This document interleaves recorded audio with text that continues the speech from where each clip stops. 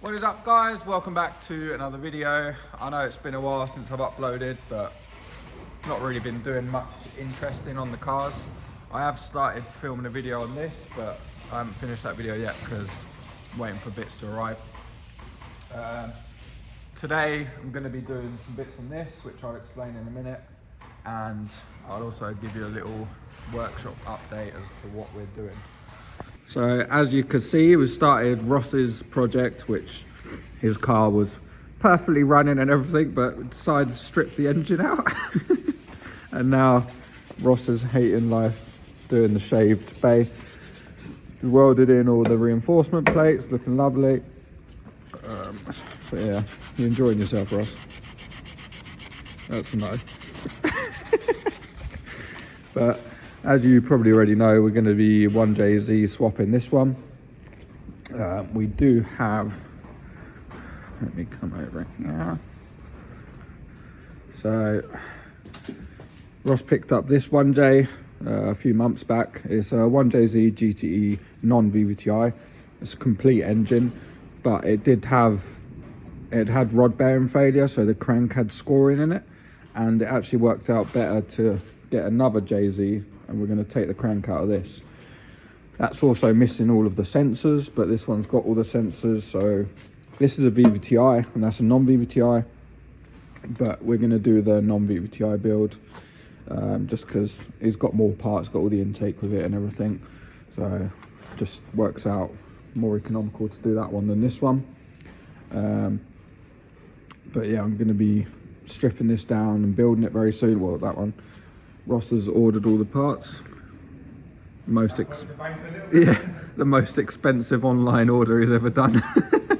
I remember when I was ordering the parts for this one, it is super painful clicking that button. But yeah, he's got all the PMC adapter kit, the ZF gearbox. Literally got pretty much everything now. He's also ordered the rear sump. But I need to strip this down, take the crank out, and then start building that one basically. The next step is we've got to take the head apart, wherever it is down there, and then we're going to send the block and head off to Hack Engineering to get skimmed and cleaned. Always good to do. But yeah, so that's something that we're going to be doing shortly. Well, Ross is already prepping the bay. Once that's done, start on this. Probably take that apart this week at some point, I don't know.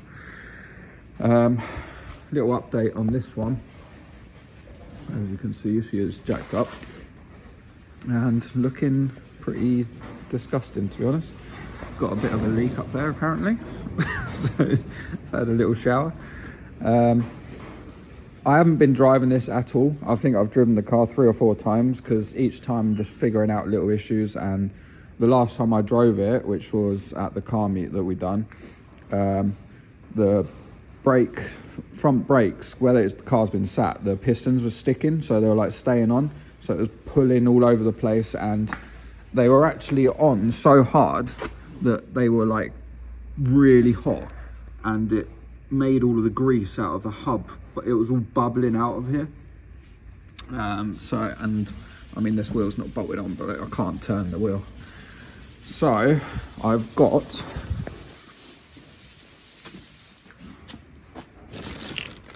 a caliper rebuild kit. So I'm going to put all new seals in the calipers today, rebuild them, and I've also got some new hubs with bearings and everything, because that's kind of sketchy. Them hubs are really old. They're the ones that came with the car. I've taken them off, put them on Wizard of Lock ones, put them back on here, so they've been on and off loads of times, so they just need changing really. So that's my job today, and then the car's good, everything else works as should. The weather's not been great, so it's annoying because it's kind of pointless driving this car when it's wet out, because I mean, you can't put any power down, so as soon as you touch the pedal, we're back sliding around. So yeah, the only other thing is as well, not lose this big opening. I also need to fit my new seats. I've had some new seats for months now and just haven't fitted them, so I need to go and get some bolts, but the nut and bolt store's been closed all over Christmas, so that'll be happening probably the next week or so as well.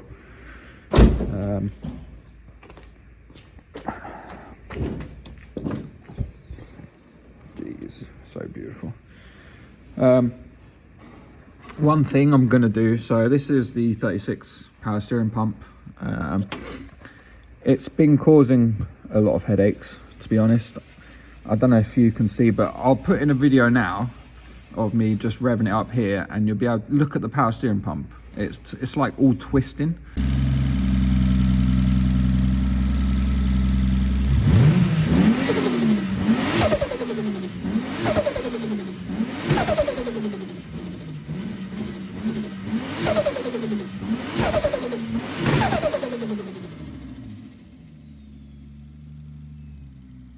So I don't know why that is. I'm gonna check that it's all tight. It might just be loose or something. But where it's all twisting, it's kind of like leaking from every crack that is possible. So I think this pump is dead now. And it's extremely tight around here. I've got so much going on around here, it's not good. So I am going to be installing the Vauxhall Astra electric power steering pump. I still need to order all the parts for it. I haven't done it yet, but I'm gonna try that out. If that doesn't feel nice, then I'll go back to this setup with a new one. But I've heard lots of good things about the Astra pump, and everyone seems to use it nowadays. That will clear up loads of space, and I'll probably mount it down there somewhere out of the way. So that'll be a video in the next couple of weeks. I just need to press that button on all of the parts, which I don't really want to do, but I'm going to do it. And I also want to go drive-by-wire at some point. Just, I don't know, everyone seems to be doing it. Everyone recommends going drive-by-wire. It's a lot better for, you can use it for idle control, and I don't know, I just think it'll be a lot nicer. So I'm going to be going drive-by-wire soon. Not right now, I want to enjoy the car a bit more, but yeah. That's about it really. I do need to fix this fan as well, because as you can see, it's broken. It still works as it should, but it makes a horrible rattling noise. When I was loading it on the trailer once, I accidentally clipped the front, pushed this back and hit everything and broke the shroud. So yeah, that was fun. That was actually when I was going to the dyno. So, but the turbo has been lovely, no issues. Yeah, everything else is working mint. Not had any problems with it or anything. There's only another thing as well, actually, while I'm here. The clutch makes a horrible noise. When I pull away, as I'm feathering it, it goes, eh! I don't know if that's, well, it's definitely not normal, because I know people with the same clutch and it doesn't make that noise.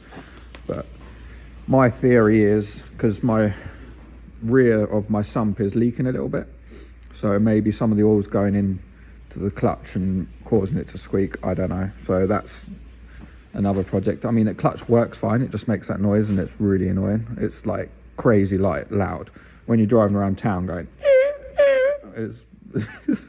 it's horrible. So I'm gonna have to do that at some point as well, which I'm not looking forward to, because I don't know if I'm gonna be able to get the gearbox off with the engine in, but that's a future Max problem. This, as you can see, it's all stripped down and all the panels are over there. Again, I've filmed a video on what I'm doing, so that will be out at some point. I just need to get it on the ramp and do some more work underneath on it. And then we got this. So this is a big old project. Ross looks like it's going to jump off a bridge at any point, but how can you do this for a living? I never know. Is your wallet a bit empty now? It was empty to start with. It's more empty. It's way emptier now. It's practically floating away, isn't it? It's been halfway there, and I had it up the other day and I wanted to part of it. Yeah. But it's all good. Also, yeah, exactly. This is the original exhaust off of Ross's car. It's a 328 exhaust. It's got aftermarket cats on it. If anyone's interested in it, DM me or Ross, and yeah, come pick it up. Let's go and install these, well, rebuild the brakes. Right, so I've got the old hubs off here. They just fell apart because they're jank. It's quite easy to get off, just tap them from the back and they slowly come off. I've taken the brake calipers all apart, super easy, they literally just all pull apart, super simple. I mean, normally when you're doing this you put like new pads and disc and everything on and make them all nice, and yeah, but I'm not going to bother because I am going to be upgrading the brakes. I just not right now, so this is just to keep me going for a bit longer so that the brakes aren't seized on basically. And then, so normally what you do, you get the compressed air, blow down the pipe, and then the piston will come out. These are incredibly seized in, so I've been trying to pry them out and all sorts, and they're just stuck in there. I've poured some WD inside the seal, let it soak for a bit and then try again, but yeah, these are being a bit annoying. Oh, how amazing, Ross is still sanding. Jeez, look at that fresh hoodie, mate. Look at that fresh hoodie, jeezy. Alright, so Ross got all the bay sanded down, and then last night we laid some primer. Now we've just got to give it another little quick sand and then on with the base coat. And then we've got pearl and then 2K gloss lacquer. Looking forward to see what this is going to look like. Never done a pearl before, so it should be interesting. It's going to be transformed in a minute. It's pretty freezing. We've just got that warming up the paint. You don't really want to paint with cold paint. Yeah. Blakey boy's over there hiding in the corner. Best tool in the box. Huh? Best tool in the past. Don't know if they could see that there. But his car's looking more like a car now, which is good. Actually got some wheels on there. And then yeah, she's sat over there collecting dust, rotting away. Yeah, let's get on to painting. Alright, so we've done the base coat and now he's just mixing up the pearl. Look at that, that looks so nice. So yeah, let's lay some of that. There we go. She's all painted up. Look at that. It's lovely. Pearl looks so nice. Can't wait to see it actually in the sun, but obviously you can even see on camera how much it changes. Ross has wrapped a liner all underneath as well on the arches. So, looking lovely. Right, so that's probably going to be it for today's video. I know it's a bit all over the place and I've missed filming all the breaks and stuff, but they're all done. I've been pretty bad at filming lately, to be honest. I've just been cracking on with stuff, but from here on I'm going to start filming again. And I don't know if you can see over there, wherever he is there. We're starting on Ross's 1JZ build, so that should be one of the next videos, assembling that. We got it all back from Hack Engineering and it looked lovely, so but yeah. I also painted the lip, paint matched it. Looks quite nice to be fair. Make sure you like, comment and subscribe, and I'll see you in the next one. Goodbye.